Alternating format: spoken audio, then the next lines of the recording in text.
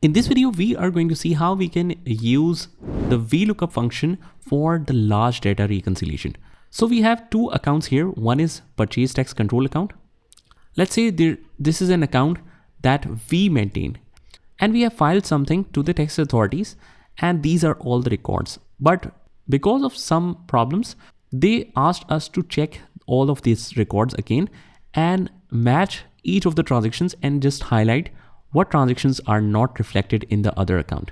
So if we want to manually check it, it will take us days to reconcile this because these are a lot of transactions. If we scroll down, as you can see, the quantity of transactions is a lot.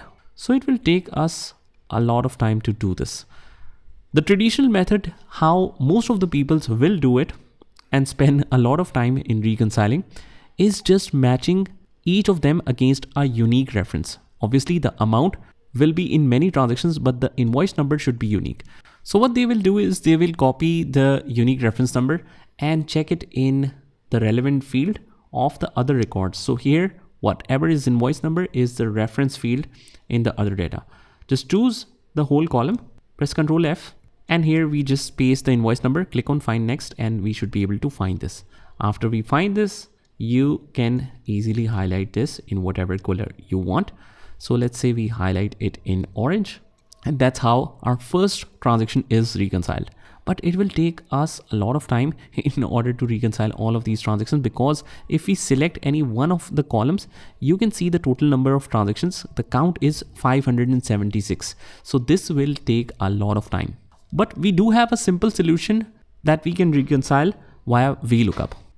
And also most of you guys will notice here that the formula is sometimes exactly the same, but due to the quantity or type of data, you might get confused. So what we have to do is just write here amount as per PTCA, means purchase tax control account, which is this ledger.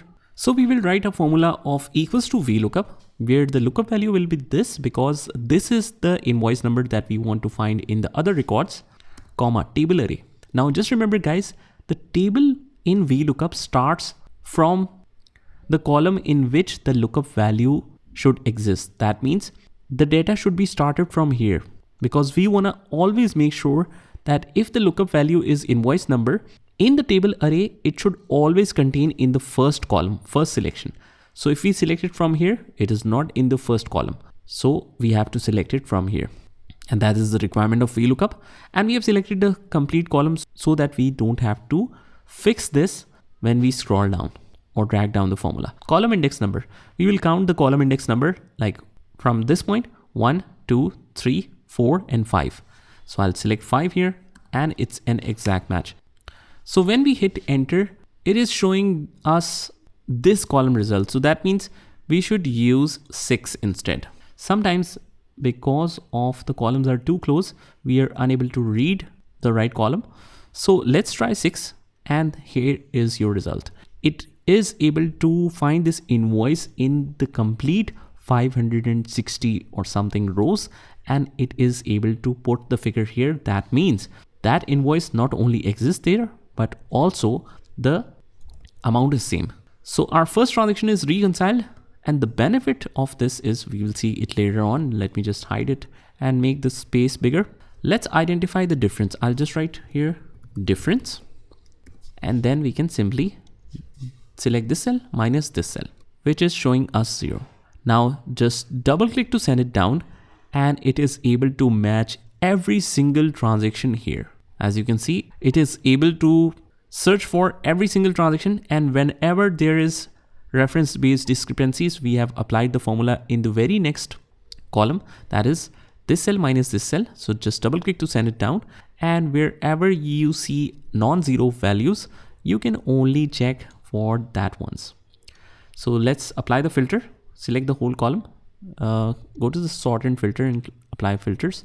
And here we just uncheck the 0. So 0 is here, just uncheck that. And the only transactions that need to be checked now are these ones. Whether the difference is in minus or plus, doesn't matter. We only have to reconcile 56 transactions now. So that means out of 560 rows, we only have to check 56 manually. And that's the power of using these formulas. Although you still might need to do and correct some of the figures manually, because that might be an entry mistake, but that is how you can reduce your work instead of manually checking every single one of them, which is already reconciled. So clear the filter, and even if you want to clear the confusion of zeros and you might skip the actual figure here, what you can do is just go to the home tab and format it as the comma style. So now the difference is shown as dash, and you can clearly see whatever figure has a minor difference. And even in the filter, it's very simple to apply now. Let's find dash, and you can uncheck this and click OK, or you can find it easily here and you can uncheck this. So this is how the VLOOKUP function is used for large data reconciliation. Just try this by yourself on this particular project, and I'll see you in the next one.